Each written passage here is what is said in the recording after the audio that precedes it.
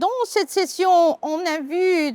comment identifier et combattre les facteurs liés à l'environnement. L'environnement, on estime que 10% des cancers aujourd'hui sont attribuables aux facteurs environnementaux et aux expositions professionnelles. Ce n'est pas un facteur, mais c'est une multitude de facteurs. Dans cette séance, tout d'abord, Yves Roclor nous a fait une mise au point sur les facteurs de risque professionnels qu'on peut rencontrer, notamment en lien avec le risque de cancer du sein,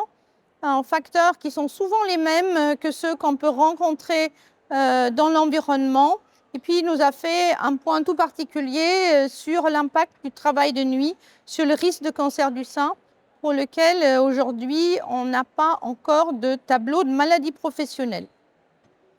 On a eu ensuite un panorama des expositions environnementales par Tariq Benmarnia de l'IRSET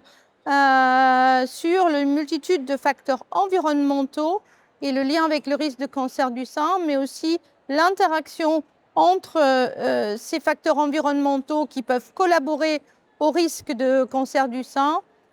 Et il nous a introduit un certain nombre de facteurs de risque favorables à l'environnement qui pourraient au contraire participer à diminuer le risque de cancer du sein.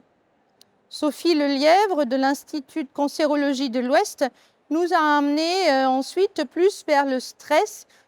engendré par les incertitudes sur les risques environnementaux ou tout autre facteur,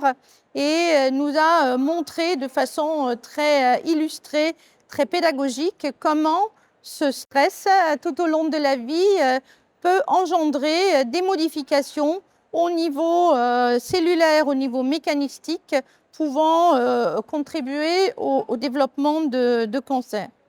Pour finir dans cette session, Martine Bélanger, économiste également de l'Institut de cancérologie de l'Ouest, nous a fait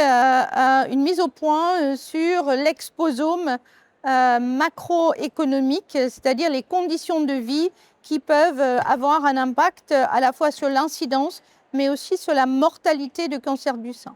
Donc au total, cette session nous a montré bien la complexité et les différentes dimensions de l'exposome et des expositions donc, tout au long de la vie et leur interaction pour certains avec les facteurs biologiques. Donc cette session a été extrêmement riche sur la compréhension de l'effet des facteurs environnementaux, et à l'avenir, on espère qu'on aura d'autres sessions qui focaliseront davantage sur comment agir sur ces différents facteurs pour prévenir le risque, mais peut-être aussi le rechute pour certains cancers.